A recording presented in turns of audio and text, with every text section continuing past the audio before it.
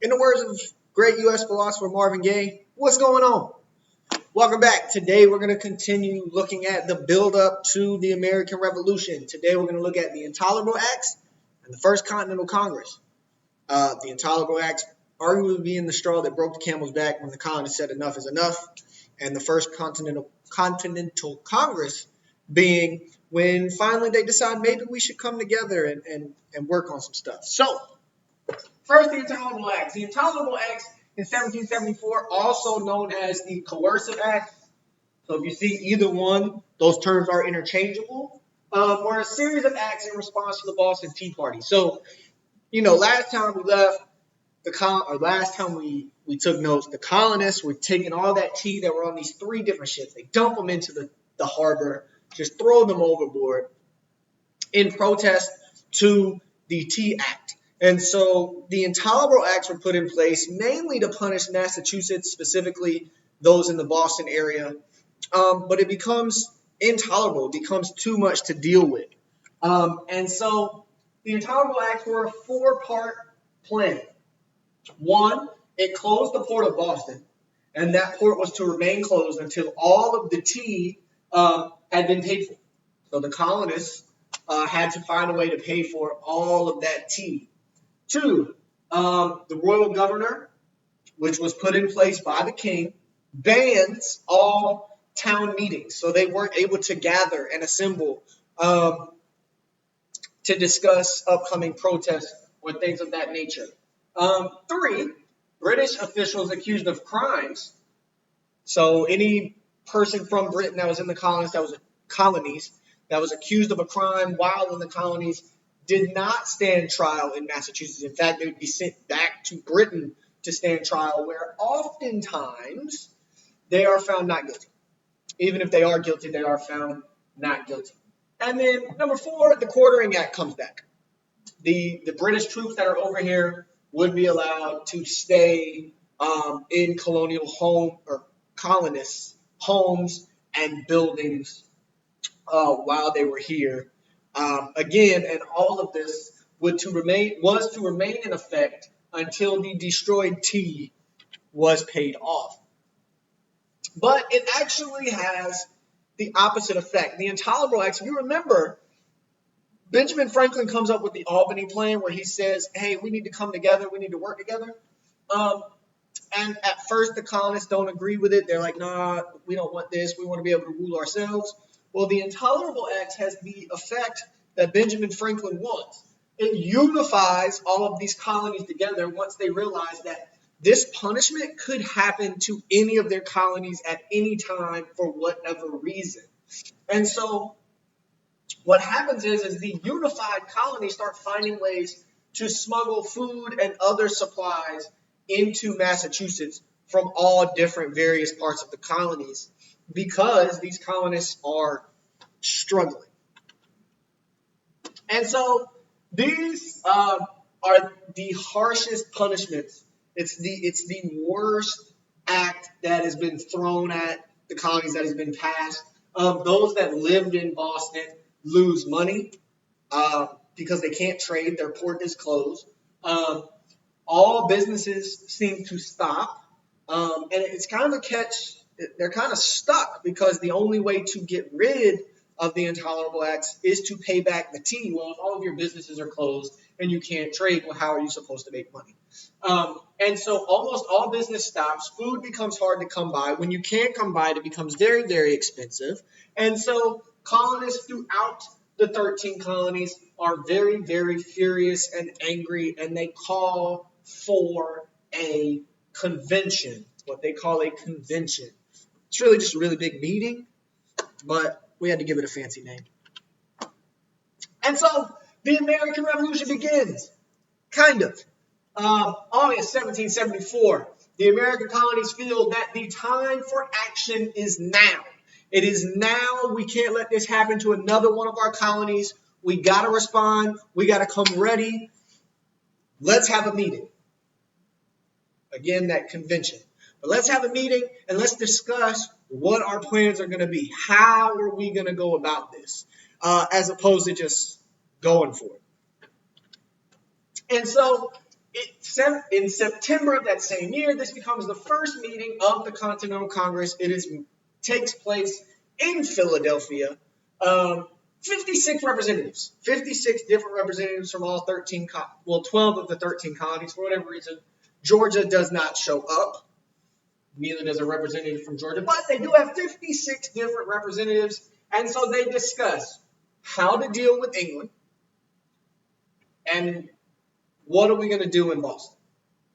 So how do we solve these two issues? One is that Britain seems to be overbearing and overreaching and punishing very, very harshly, and one being that we got to help Boston recover from this. And the real simple solution would be to give them representation in Parliament, which is what they've wanted the whole time.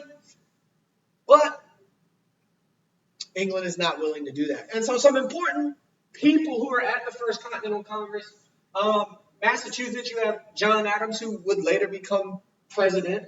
Samuel Adams, John Hancock, two major players in the writing of the Declaration of Independence. John Dickinson, Benjamin Franklin, who we've talked about earlier, he came up with the Albany Plan. You see Patrick Henry, who also helps in the writing of those founding documents, and then George Washington, of course, who becomes the first president of the United States. But all of that is in the future. Right now, they are all meeting up and trying to discuss what can we as the colonies do to alleviate the pressure that Great Britain is putting on us and to make ourselves act as a country, or to how can we get representation in this British Parliament. So they're coming together discussing what to do. And so the decision for the fate of Boston. John Dickinson, who is from Pennsylvania, is a Quaker. He grows up very pacifist, not wanting to fight. He doesn't believe in violence. And he does not want to fight. He believes that Boston should make peace with England, find a middle ground, pay back maybe find an agreeable number in the middle, maybe not have to pay back everything, just pay back some. Patrick Henry from Virginia believed the opposite. He says, no. We need to fight. We have these natural rights. These rights were given to us. Britain is taking these rights away. It is time for us to stand up for ourselves, fight back, let them know that they're not better than us. And so you have a debate. Patrick Henry believes war with Britain cannot be avoided. John Dickinson believes, no, there's a better way to go about this. We can find a way to make peace. We can find a way to avoid war with Great Britain. Because again, at this time, Great Britain is the biggest and the strongest and the baddest army in the world. And they are just the lowly 13 colonies that are just now coming together. And so the First Continental ends in three major things. One, they agree to continue boycotting British goods.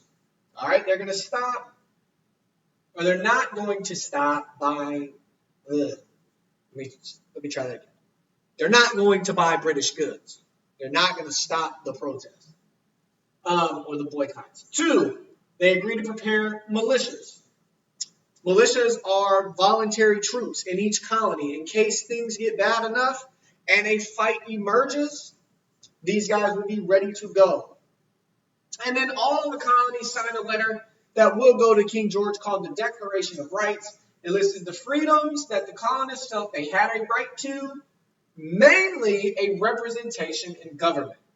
And the fourth point is an agreement to meet again in the spring if King George does not agree. All right, so this all comes together. We're going into the winter time. These are what they do. We're going to look at the Declaration of Rights a little later. But now what? So it's 1774. Winter comes to Americas. All of the colonies go back to their separate spots. The winter creates a time period where there's not a lot of communication, mainly because there's no way to travel from colony to colony.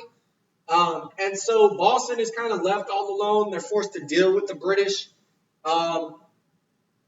in their own way. And so Boston takes this winter time and trains their own militiamen. They renamed themselves the Minutemen because they could be ready to battle in 1 minute. This was the belief. They could arm up, suit up, and be ready to go in 1 minute. And so they train and they prepare because remember, the British soldiers are already in Boston. So these guys, if it's to pop off, the belief is that it will start in Boston. So the Boston militiamen or the Minutemen are arguably the most important of the militia groups. And so they can be ready in a moment's notice. King George is concerned about the training of these men.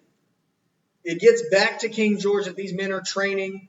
And so he feels that he has to do something. And King George orders General Thomas Gage, a representative in Boston, to take all the weapons away from the Minutemen. All the weapons. They're supposed to go in. They're supposed to take them all. The guns were kept in a city known as Concord, which is about 20 miles away from Boston. And so it is time. Britain is going to go take those weapons so that the Minutemen do not have guns to fight back against the British soldiers. It's about to go down. But this is where we're going to stop.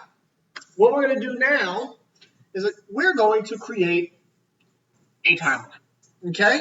What I want you guys to do is create a timeline. Now, you're going to put these 9 events that all were part of the build-up to the American Revolution. And you're going to put them on your timeline in the correct order. They are not in the correct order up top. So you're going to have to figure out the correct order that they go in, put them on your timeline. All right? And what you're going to do is you're going to answer 3 questions and draw a picture for each event. All right? And I kind of did one for you. The only thing I did not do is put the year because I still want you to go and find the year and put these in the correct order. But so your questions are, what was it? How did the colonists react? Again, talking to these up here. Why did the colonists react this way? And then you draw a picture. And so I did one right here for French and Indian War so that you can kind of see it doesn't have to be big, long, and elaborate. Now, you can go look these up. You have to put it in your own words. If you copy it word for word, you will not get credit. So make sure you are reading, thinking about it, and putting it in your own words. That putting it in your own words will help you remember, I promise. All right, so French and Indian War. The French and Indian War was fought between the British and Native Americans versus Britain, or the French and Native Americans versus Britain and the colonists. Boom. That's what it was. The colonists were okay with the war because they won. Boom. How did the colonists react? Also, they gained more land and were growing in size. Why did they react that way? Because they gained more land and were growing in size. And then your picture doesn't have to be elaborate. I'm a horrible artist, so I drew 2 poorly drawn stick figures fighting each other and labeled them France, Native Americans, Britain, colonies. And so what you would do is you would have 9 little get-ups like this, put them on your timeline in the correct order. Make sure you put the date or the years, months if you have to. If certain things happened in the same year, be sure that you put the month so you know which happened first. If they happened in the same month, try to find the day. Keep going down the line so that you can figure out which one happened first. But what was it? How did they react? Why did they react? Draw a picture. There are your 9 events. Put them in the proper order. Put them in your notebook.